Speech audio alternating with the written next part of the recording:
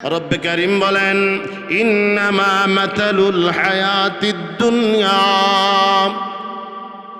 ইন্নামা মাতালুল হায়াতিদ দুনিয়া কামাইন আনসালনাহু মিনাস সামা। আল্লাহু আকবার।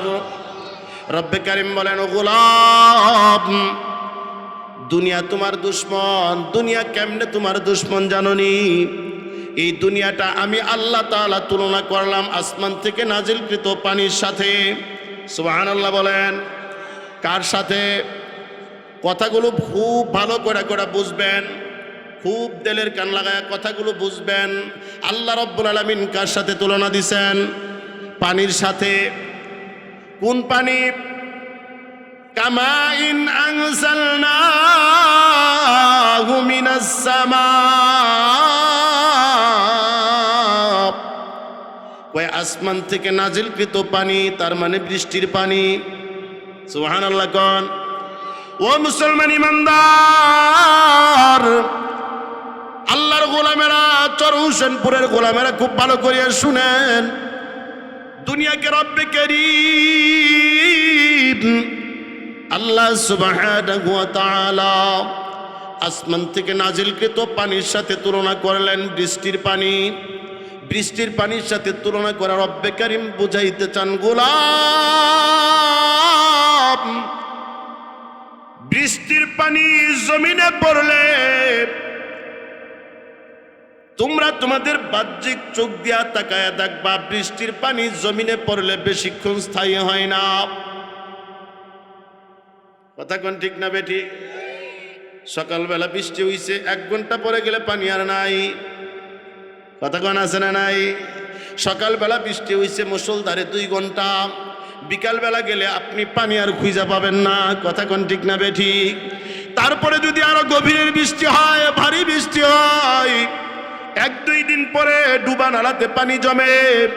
চৈত্র মাসে গেলে ওই জায়গায় আর পানি থাকে না। কথা কয় না? চৈত্র মাসে গেলে পানি পাওয়া যায়, খাল বিল নদী নালা সব শুকায়া যাইতে চায়। ঠিক না বেঠিক? মাটিগুলো ফেটে চৌচির হয়ে যায়। রব্বে কারীম গোলামদেরকে ডাক দেন, গোলাম,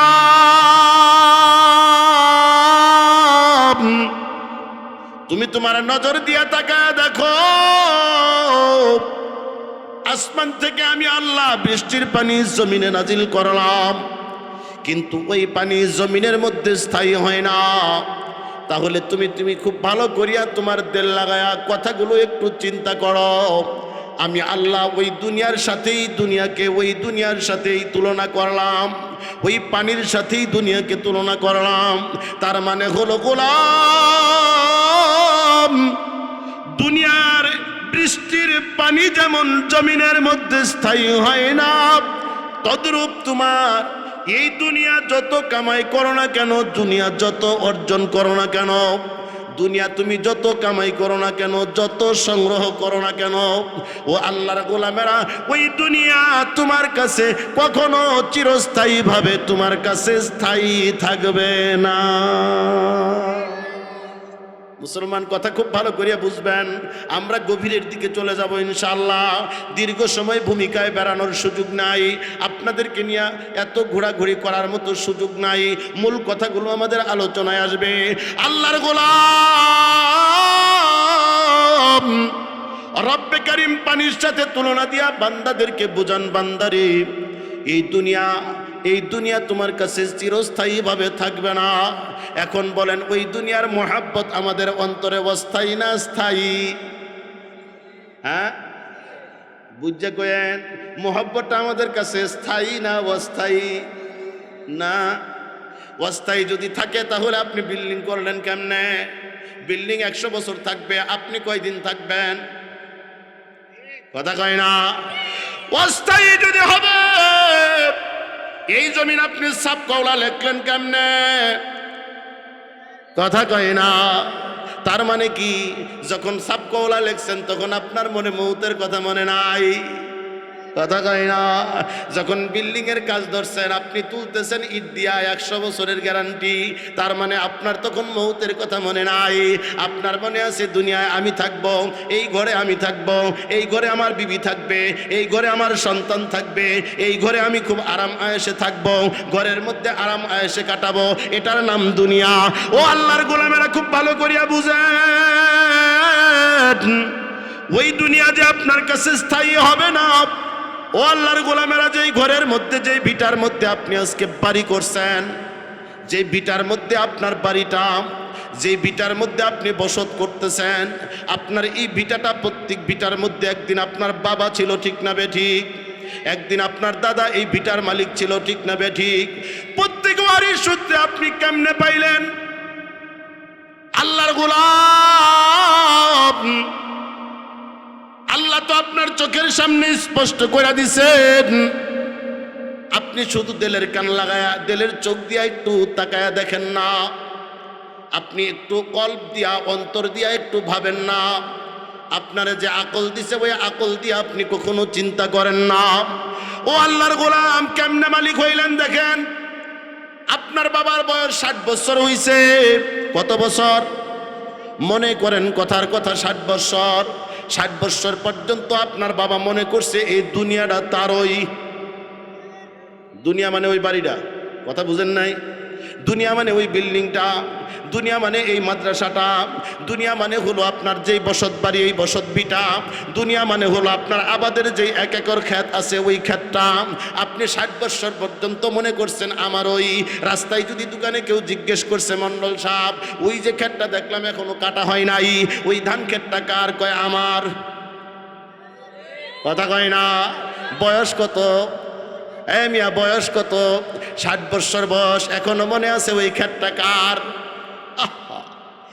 রব্বে কারীম আল্লাহ সুবহানাহু ওয়া তাআলা আসমান থেকে নাজিলকৃত পানির সাথে তুলনা কইরা ওই বৃদ্ধ লোকটার দিকে, আপনার দিকে, আমার দিকে রব্বে কারীম যেন ইশারা দিয়া বুঝাইতে চান, গোলাম 60 বছর পর্যন্ত তুমি কইছো আমার, 60 বছর 70 বছর পর্যন্ত তুমি বলছো আমার, কিন্তু আমি আল্লাহ যে পানি নাজিল করছিলাম এটা দেখে আকল খাটাও নাই, তুমি একবারও চিন্তা করো নাই, একবারও বুঝলা না।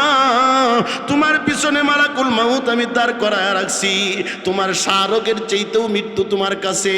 দুনিয়া যেমন পানির ফোঁটা জমিনে পড়ার কিছুক্ষণ পরে থাকে না, তুমিও কিছুক্ষণ পরে আজরাইল যখন তোমারে ধরবে তুমিও কিন্তু থাকবা না।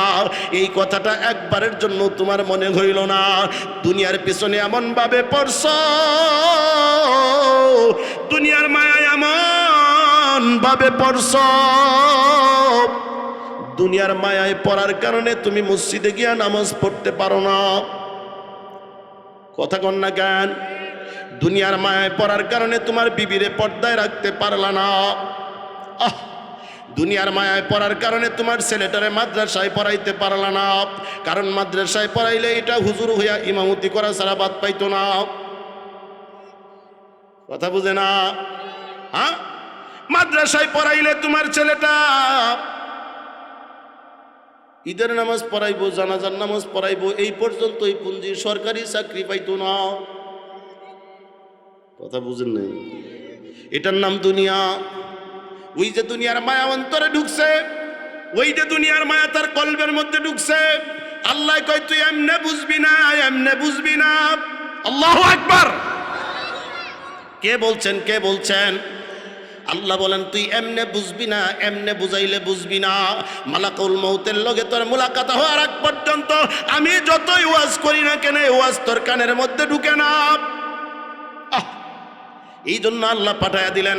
60 বছর 70 বছর হয়ে গেছে, হঠাৎ করে একদিন রাত্রে 3টার সময় বাবা বিছানায় ঘুমন্ত, মা বিছানায় ঘুমন্ত, একই বিছানায় বাবাও ঘুমায়, মাও ঘুমায়, পাশের রুমে সন্তান ঘুমায়, তার পাশের রুমে ছেলে ঘুমায়, তার পাশের রুমে মেয়ে ঘুমায়, তার পাশের রুমে ছেলের বউ ঘুমায়, নাতিনুত করে নিয়ে সবাই আরামে ঘুমায়। হঠাৎ করে রাত্রে 3টার সময় বাবার রুহুটা আজরাইল যখন টান মারছে, আল্লাহু আকবার, আজরাইল রুহুটারে ধরছে। এইবার ধইরা যখন টান দিছে, টান মাইরা রুহুটারে বের করছে। রুহুটা বের হওয়ার পরে এইবার ছেলে সন্তানটা রুহু বের হয়ে যাওয়ার পরে এবার ছেলে সন্তানটা হঠাৎ কইরা জাগনা পাইছে। রাত্রে মনে হইছে বাবার কথা, মায়ের ডাক দিছে, মা। গভীর রাত, ওগো মা, গত রাত্রেও তো বাবার শরীরে জ্বর ছিল, আজকে বাবার শরীরটা এখন কেমন?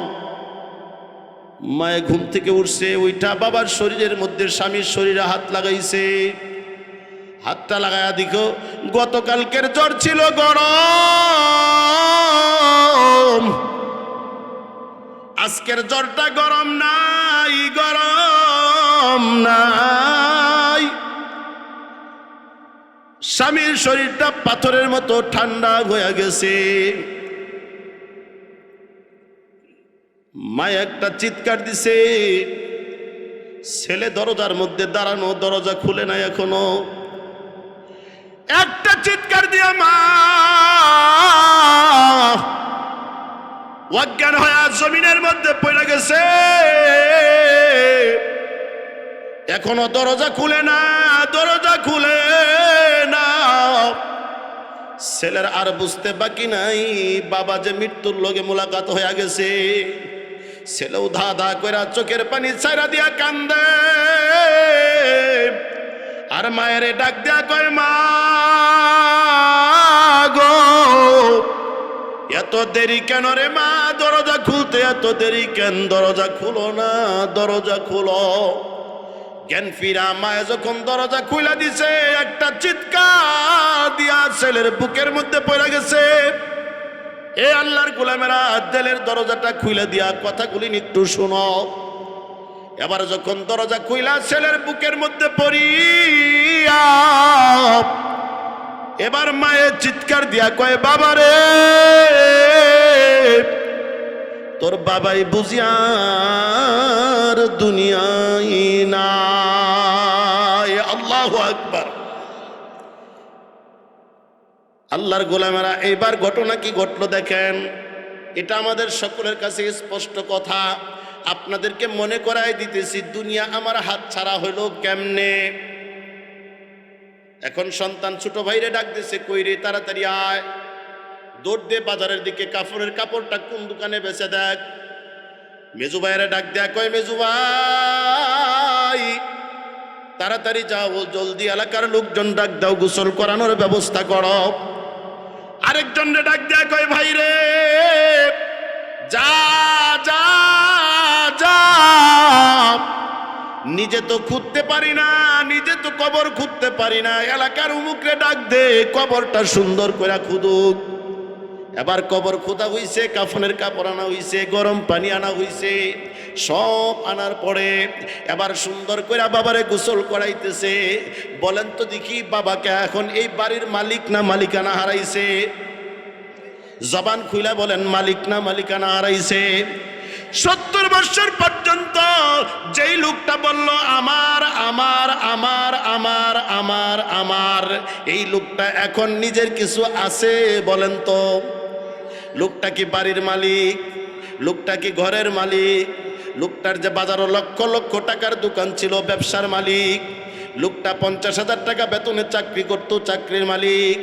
রব্বে কারীম ডাক দেয়া কয়, গোলাম, ইন্নামা মাতালুল হায়াতিদ দুনিয়া কামাইন আনজালনাহু মিনাস সামা। দুনিয়াটা হলো আসমান থেকে নাজিলকৃত পানির মতো। এটা পানি যেমন জমিনে পড়লেই থাকে না, আজরাইল তোমাকে ধরলেই তোমার মালিকানা থাকে না। পানি যেমন এক জায়গায় স্থায়ী হয় না, দুনিয়াও একজনের হাতে আজীবন পর্যন্ত স্থায়ী হবে। কথা কয় না, স্থায়ী হবে। এবার আসেন আর একটু গভীরে ঢুকি, রাগ করবেন না তো। আল্লাহ কার সাথে তুলনা দিছেন? ওয়াজ বুঝতেছেন আপনারা? কার সাথে? পানির সাথে। পানির সাথে তুলনা দিয়ে আল্লাহ কি বুঝাইতে চান একটু আমার সাথে বুঝা বুঝা সুন্দর করে উত্তর দিবেন। যুবকরা তোমরাও বুঝা উত্তর দিবা। আল্লাহ রাব্বুল আলামিন এই পানিকে হায়াত বলেছেন, হায়াত। সুবহানাল্লাহ বলেন। কি বলছেন? হায়াত। কিতাবের ভাষায়, গবেষকদের ভাষায় তারা বলছেন এটা হলো পানির অপর নাম হলো জীবন। পানির অপর নাম, এই ব্যাপারে কি আপনারা একমত? পানির অপর নাম। এটা কি আমার কথা না বইয়ের কথা? এটা আমার কথা না গবেষকদের কথা? গবেষকদের কথা। পানির অপর নাম জীবন। এবার আসেন, পানির অপর নাম জীবন। পানি না হইলেই মানুষের মরণ, আছে না নাই? কতটুকুন পানির নাম জীবন। একজন মানুষ মৃত্যুর শয্যায়, একেবারে প্রাণ প্রায় উষ্ঠাঘাত, এই অবস্থাতে গিয়ে এই মানুষটার কাছে যদি আপনি এক ঢুক পানি পৌঁছাইতে পারেন, দেখবেন এই লোকটার উপকার হয়। কথা কোন ঠিক না বেঠিক? কিন্তু মনে করেন পানি যতক্ষণ পর্যন্ত আমার উপকারে দেয়, প্রয়োজন মতো যতটুকুন প্রয়োজন এতটুকু পর্যন্ত যখন পাওয়া যায়, ওইটা আমার জন্য প্রয়োজন। কিন্তু এর অতিরিক্ত যেটা হয় সেটা আমার জন্য অপ্রয়োজন। কি বলে? আছে না নাই? আপনাদের এলাকায় বন্যা হয়? বন্যা হয়? আচ্ছা, না হইলেও বন্যা হয় এই এলাকা, এরকম এলাকার নাম শুনছেন তো নাকি? গত কিছুদিন আগে, গত বছর বন্যা হয়েছে, একটা হয়েছে না? আপনাদের এই এলাকার থেকে অনেক ওলামায়ে কেরাম টাকা উঠায় ত্রাণ নিয়ে গেছে বিভিন্ন জায়গাতে। যান নাই? কি কোন গেছেন না? টাকা দিচ্ছেন না? তো এই যে ত্রাণ নিয়ে গেল যে এলাকায়, ওই এলাকায় যে বন্যা হয়েছে, এই বন্যাটা কি পানি দিয়া হয়েছে না পেট্রোল দিয়া? পানি দিয়া। কয় কি পানি দেওয়া হয়েছে? আচ্ছা, তাহলে বুঝেন একটু কথাগুলো। পানিটা যখন এলাকায় ঢুকা শুরু হয়েছে, মনে করেন কথার কথা এই পানিটা হাঁটু পর্যন্ত হয়েছে। কোন পর্যন্ত? হাঁটু পর্যন্ত। এখন এই পানিটা কি আমাদের জন্য প্রয়োজন না অপ্রয়োজন? জীবন না বিপদ? কথা কয় না। জীবন না বিপদ? ফতোয়া উল্টে গেল বা। কিছুক্ষণ আসিল পানির অপর নাম কি? জীবন। এখন পানির নাম কি হয়েছে? বিপদ। হাঁটু সাইরা কোমর পর্যন্ত উঠছে আর কি। এখন বিপদ বাড়ছে না কমছে? এটার নাম জীবন না বিপদ? কথা বুঝতেছেন তো? কিছুক্ষণ পরে, ঘন্টাখানেক পরে টিভির পর্দায় লিখতেছে বৃহত্তর মামেনশাহীর পানি বিপদ সীমার উপর দিয়ে প্রবাহিত হচ্ছে। বিপদ সীমার উপরে কতটুকুন? আগে আসিল কোমর পর্যন্ত, এখন হয়েছে গলা পর্যন্ত। বিপদ বাড়ছে না কমছে? এ আল্লাহর গোলামেরা খুব ভালো করিয়া বুঝেন, এই পানিটা যখন আপনার ঘরের উঠান পর্যন্ত, মেঝে পর্যন্ত, তখন পর্যন্ত আপনার বিপদ, ঠিক না বেঠিক? কিন্তু যখন এটা বিছানার উপরে উঠছে, তখন বিপদ বাড়ছে না কমছে? এতক্ষণ না জীবনও ছিল। পানির অপর নাম কি? কথা কয় না। পানির অপর নাম কি? এই পানি যখন আপনার বিছানার তুষক ভিজাইছে, তখন এটা জীবন না বিপদ? বিপদ বাড়ছে না কমছে? কিছুক্ষণ পরে যখন বিপদ সীমার 2 গুণ উপর দিয়া চলে গেছি, এবার তাকা দেখে ঘরের চাল সুই সুই অবস্থা। বিপদ বাড়ছে না কমছে? আমার ভাইরা, গত বছর আমরা ত্রাণ নিয়ে যখন গেলাম সেই ফেনী এলাকায়, যাওয়ার পরে তাকায় দেখি আল্লাহর এক বান্দি বৃদ্ধ মানুষ এই ঘরের দোতলার উপরে উঠিয়া ছোট্ট একটা নাতিকে বলতেছে, হুজুরদেরকে বলো আমাদের একটু পানি দিয়ে যাক।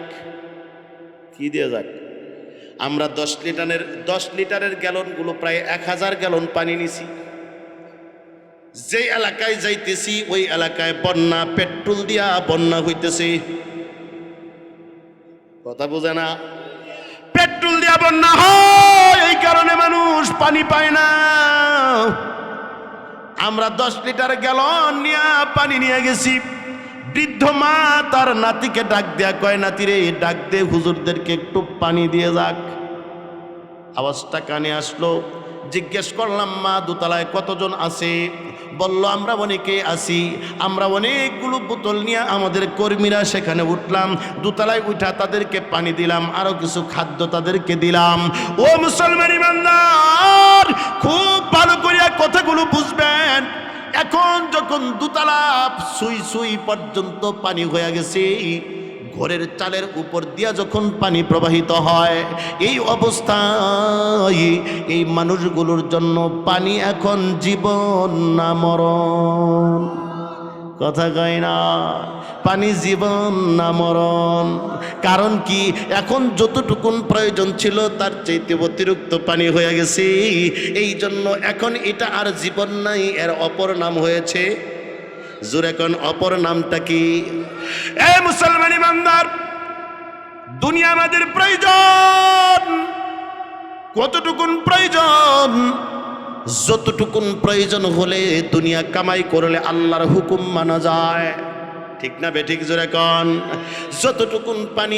যতটুকুন পানি হইলে নিজের প্রয়োজন মিটানো যায়, যতটুকুন দুনিয়া হইলে নিজের জীবন আখিরাতের রাস্তা আমল করতে সহজ হয়, অতটুকুন দুনিয়া তোমার জন্য অর্জন করা হালাল, অতটুকুন দুনিয়া কামাই করা তোমার জন্য জায়েজ। কিন্তু ওই দুনিয়া তোমার জন্য কামাই করা হারাম, যেই দুনিয়া কামাই করলে পড়ে তুমি আল্লাহকে ভুলে যাও, যেই দুনিয়া কামাই করলে পড়ে তুমি নামাজ ছাইড়া দাও, যেই দুনিয়া কামাই করলে পড়ে তুমি আখিরাত ভুলে যাও, যেই দুনিয়া কামাই করলে পড়ে তুমি রব্বে কারীমের হুকুম মানতে অবাধ্য হয়ে যাও।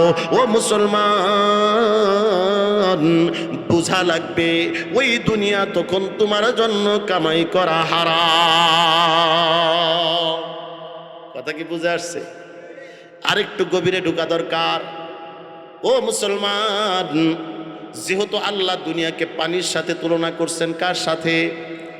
কষ্ট হচ্ছে আপনাদের? কথাগুলো ভালো করে বুঝা যান। এই ওয়াজ আপনাদেরকে সচরাচর মানুষে করতো না, কারণ কিসসা কাহিনী কইলে মজা লাগে, কিন্তু হক কথা আর প্রয়োজনীয় কথাগুলো পাওয়া যায় না। কথা কোন ঠিক না বেঠিক? আল্লাহর গোলামেরা খুব ভালো করে বুঝেন, রব্বে কারীম দুনিয়াটাকে পানির সাথে তুলনা দিলেন। আমরা যারা 5 ওয়াক্ত নামাজ পড়ি, কয় ওয়াক্ত? উযু করেন কয় ওয়াক্ত? কই হুজুর এইগুলা জিগায়েন না, এইটি জিগাইলে বেজাল। কথা কয় না? হ্যাঁ, এই নামাজ টামাজ এইটির দিক যায় না। উযু কয়টা, কি সময় স্যার কয়বার করণ লাগে, এইটা তো হুজুর গোর কাম, এটি আম করে জিগায় শরম দেন কে? কথা কয় না? নামাজ কয় ওয়াক্ত? উযু করবেন কয় ওয়াক্ত? 5 ওয়াক্ত। উযু করার সময় কি দিয়া উযু করেন? পেট্রোল না 7 আপ? কেরোসিন? কি দিয়া? পানি দিয়া। এবার একটু গভীরে ঢুকেন। মাদ্রাসার নুরানির ছাত্র যারা আমার সাথে থাইকো, আসনি মাদ্রাসা বলে আমরা, তোমার এখন জরুরি দরকার, কারণ আমিও ওয়াজ করবো, তোমরা ওয়াজ করবা, আমার বাবাজিরা শুনবে। রাজি আছেননি? কারা কারা রাজি? আল্লাহু আকবার। আরেকটু মোহাব্বতে তাকবীর দেন, আল্লাহু আকবার। এবার নুরানির ছেলেরা একটু বলো তো, উজুর ফরজ কয়টা? হ্যাঁ, বুরানি নুরানি, আমরা নুরানি করেন সর্বনাশ করছে। কয়টা উজুর ফরজ? 4টা। উজুর 4টা ফরজ। ফুকাহে কেরাম বলেন 4টা ফরজ যদি আল্লাহর কোনো গোলাম আদায় করে দেয়, আল্লাহর কোনো গোলাম যদি 4টা ফরজ আদায় করে, তাহলে তার উজু হয়ে যায়। সুবহানাল্লাহ কোন? সমস্ত মুখমণ্ডল ধৌত করা, মাথার 4 ভাগের 1 ভাগ মাসায় করা, উভয় হাতের কুড়োর উপর পর্যন্ত ধৌত করা, উভয় পায়ের টাকনুর উপর পর্যন্ত ধৌত করা, এই 4টা হলো উজুর ফরজ। মুসলমান, আমি বারবার একটা কথা বলতেছি, বুঝা বুঝা উত্তর দিবেন। এই 4টা ফরজ আল্লাহর কোনো গোলাম যদি আদায় করে দেয়, শুধুই মাত্র 4টা ফরজ আদায় করছে, আল্লাহর ওই গোলামের, আল্লাহর ওই বান্দার অথবা বান্দির উজু হয়ে গেছে। সুবহানাল্লাহ। আল্লাহর বান্দি অথবা আল্লাহর গোলাম ওই উজু দিয়া যদি সালাত আদায় করে, সালাত হয়ে যায়। কিন্তু আমরা উজু করতে বৈশা আগে মুখমণ্ডল ধৌত করি।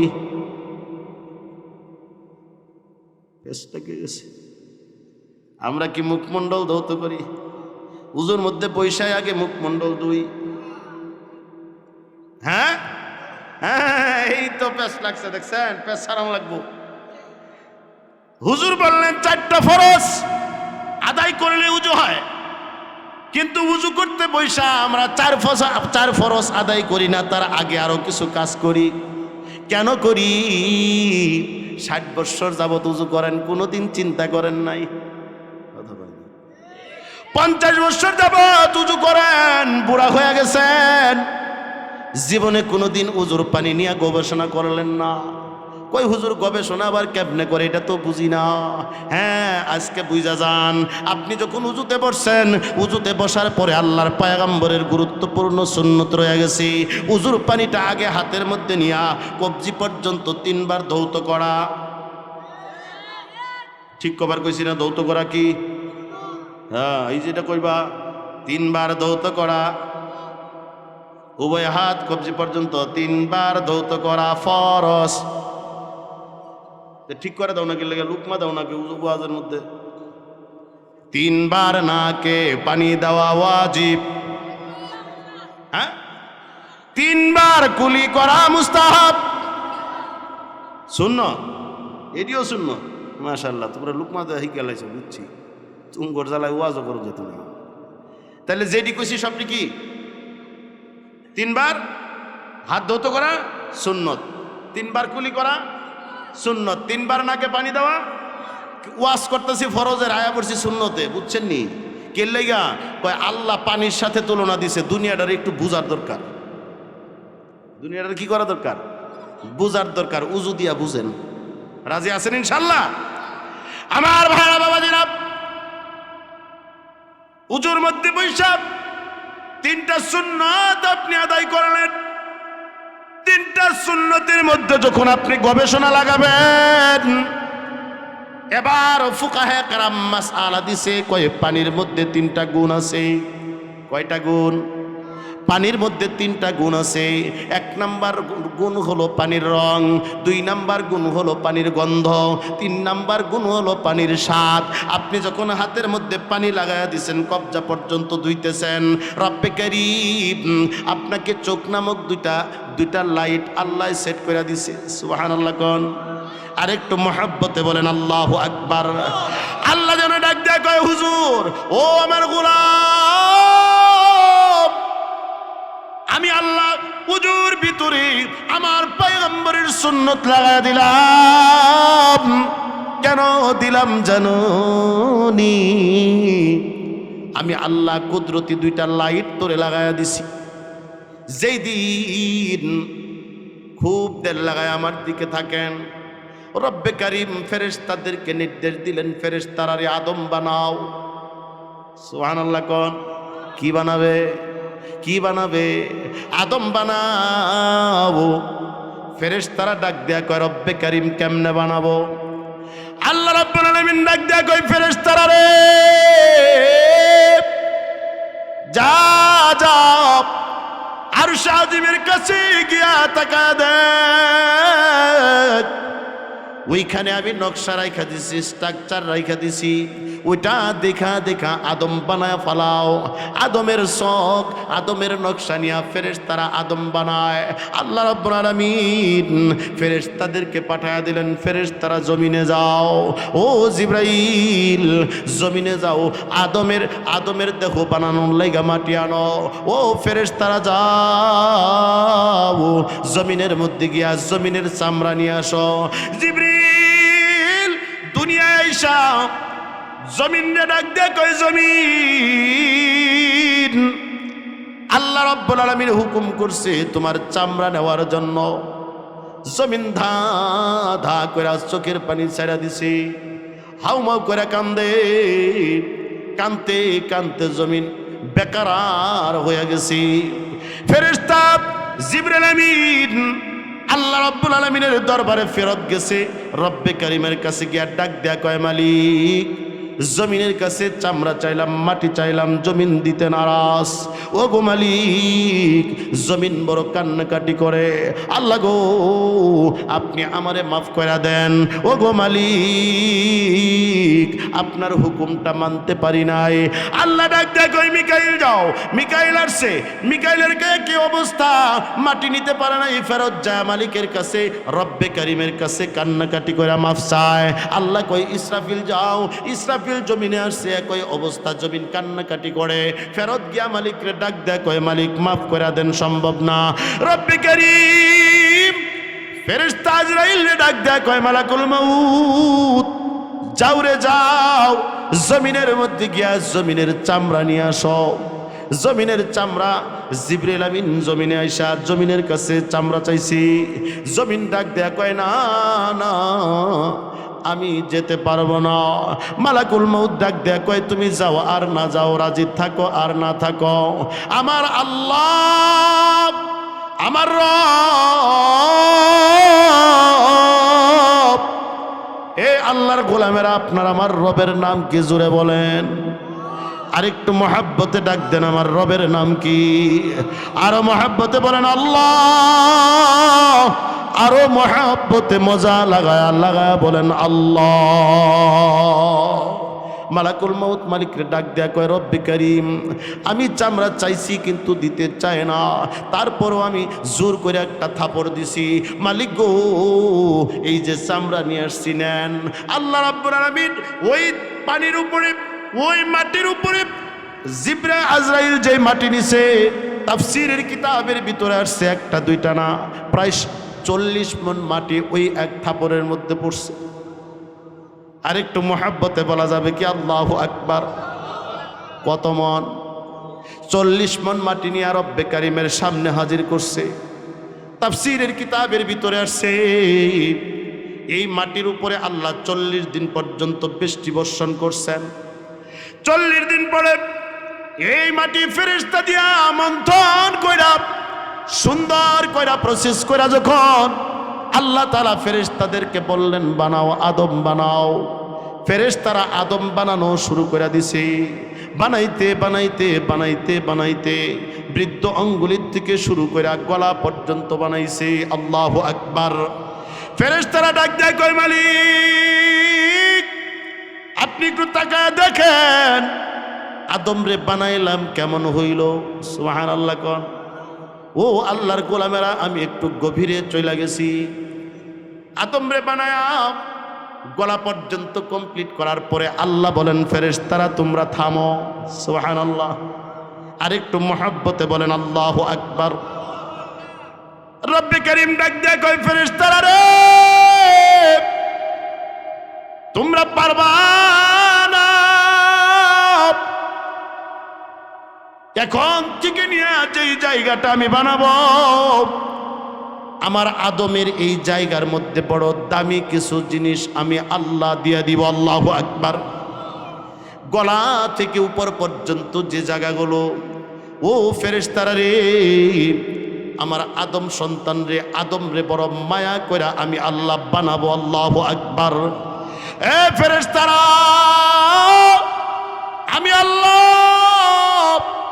মায়া নিয়া নিয়া ইশক ভরা মোহাব্বত নিয়া মোহাব্বত আর মায়া নিয়া আমি আদম রে সুন্দর করে বানাবো। এই জায়গার মধ্যে আমি আল্লাহ দুইটা লাইট সুন্দর করে বানায়া দিব। ও ফেরেশতারা রে আসমান সাজাইছি আমি দুইটা লাইট দিয়া। সুবহানাল্লাহ বলেন।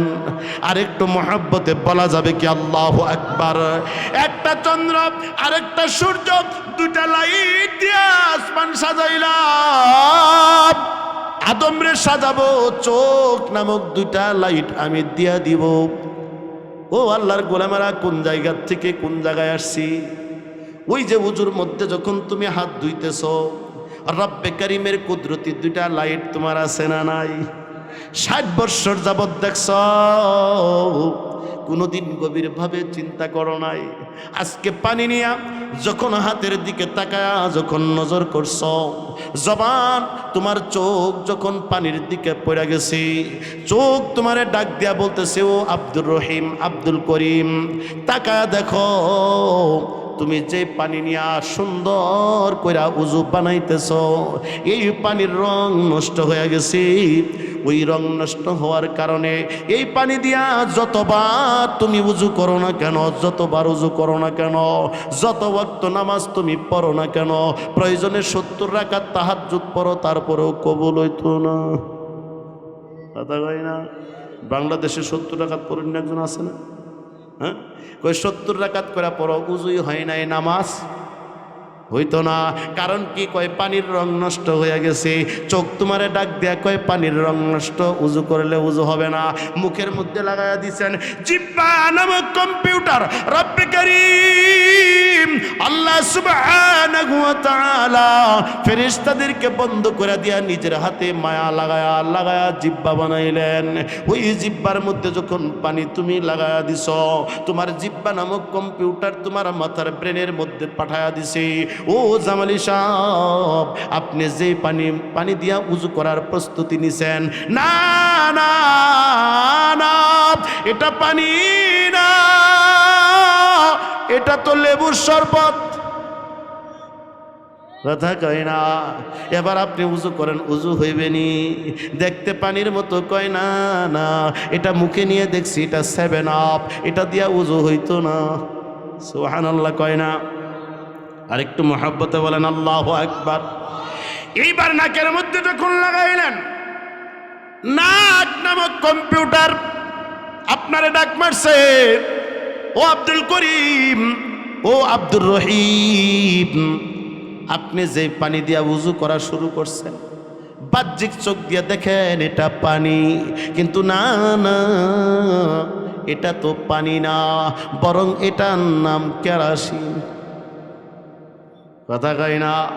নাক নামক কম্পিউটার বুঝাইয়া দিছে এটা কেরাসিন, দেখতে পানির মতোই।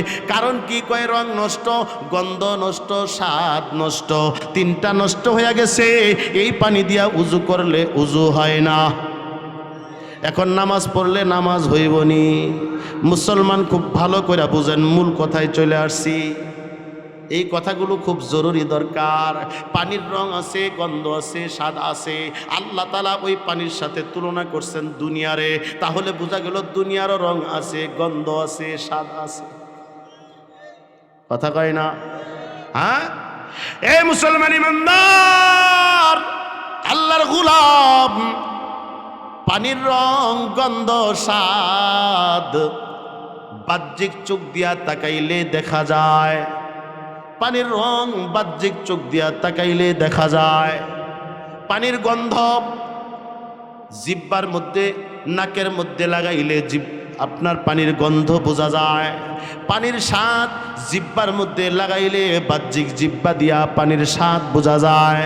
কিন্তু দুনিয়ার রং, দুনিয়ার গন্ধ, দুনিয়ার স্বাদ, এটা বোঝার জন্য আল্লাহ রাব্বুল আলামিন দুনিয়ায় এক প্রকারের এলেম পাঠাইছেন। ওই এলেমটার নাম হলো ইলমে ওয়াহী। এ মুসলমান ইমানদার, ওই ইলমের চোখ যাদের আছে, ওই ইলম আল্লাহর কোরআনের ইলম, এই ইলম যাদের সিনার মধ্যে আছে, ওই ইলম দিয়া যদি দুনিয়ার দিকে তাকায় দেখে, ওই ইলমের চোখ দিয়া যখন দুনিয়ার দিকে তাকায়, তখন তাকায় দেখে দুনিয়ার বাহ্যিক রং ঠিক আছে, দুনিয়ার বাহ্যিক গন্ধ ঠিক আছে, দুনিয়ার বাহ্যিক স্বাদও ঠিক আছে। কিন্তু বাহ্যিক রং, বাহ্যিক গন্ধ আর স্বাদ ঠিক থাকলে কি হবে? ইলমের চোখ দিয়া যখন তাকাইছে, ইলমের চোখ দিয়া তাকায়া দেখে রঙও নষ্ট, স্বাদও নষ্ট, গন্ধ নষ্ট হয়ে গেছে।